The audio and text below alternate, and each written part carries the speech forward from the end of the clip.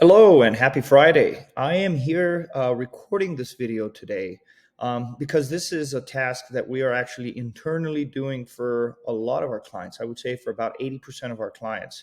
They don't have, and it's very important that they do have. So I'm sharing this so we can also share it with them, share it with the inside team who's working on this task. But I also wanted to share this tip because it's very important. And the tip today is really about the blog bios and the importance of why it's important to have a blog bio. Let me show you what I mean. I'm using our website as an example here.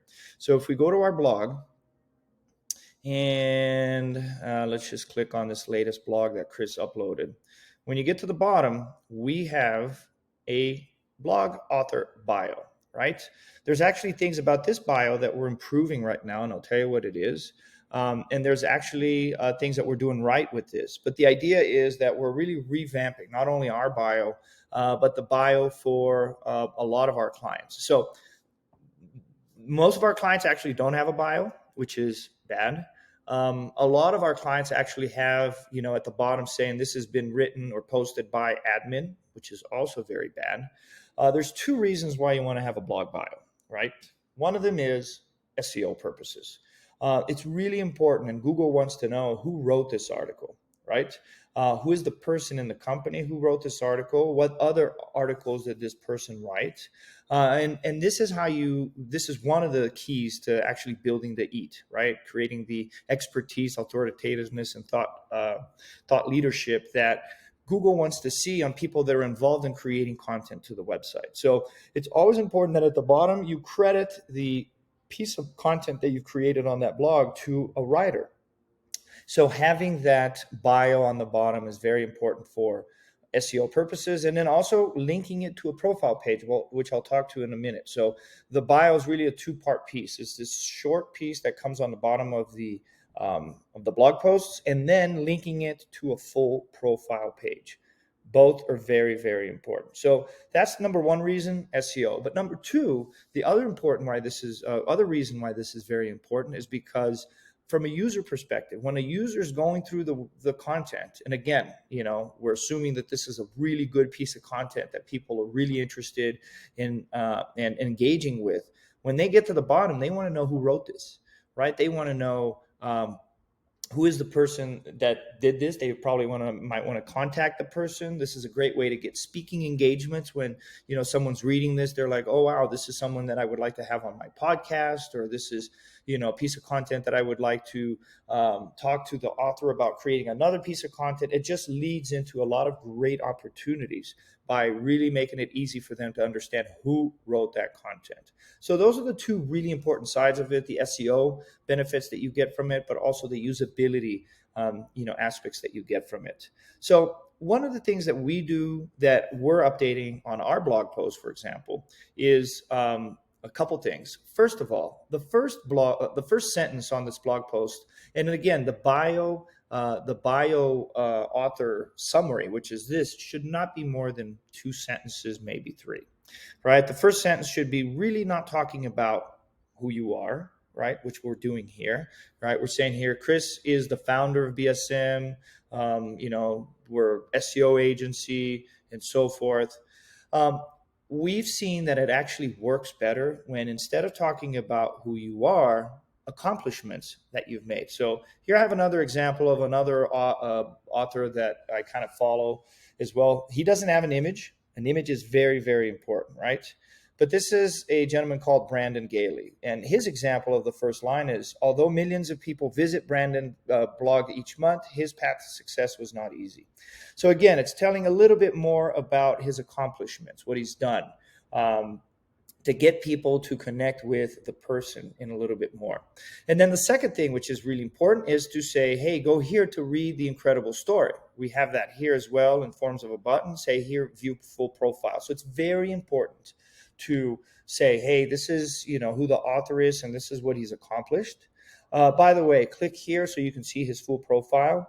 And number 3, which again we don't have, but we want to include into ours as well, is a way to easily contact, right? If you want to send Brandon a quick message, click here to visit his contact page. That's one of the things we're going to do on here as well, is if you want to contact Chris, click here to contact contact Chris, and it'll lead to the contact form.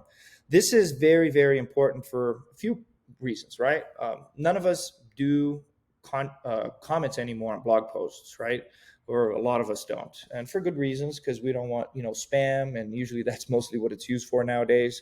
So what happens if someone's actually reading this and they see a grammatical error, or if there was a plugin update and there's something wrong with the page? This is an easy way for them to let us know that there's something wrong with this specific post.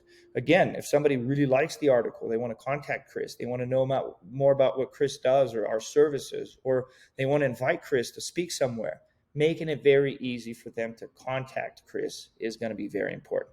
So that's the first thing. The bio, summary, author page here is good picture, 2-3 sentence talking about the accomplishments, a link to the profile page, and a way to contact very easily.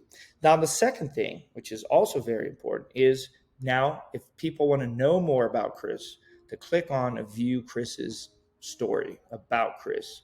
Again, this one here, I think we're going too short. This is an opportunity for us to create a very robust story about Chris, his background, what he's been through, his story, his accomplishments. So this is, again, one of the things that we're going to be doing for our clients, is creating a more robust about the author page. And the other thing that we want to do, which is what we have here, is a list of all of the blog posts that Chris has written.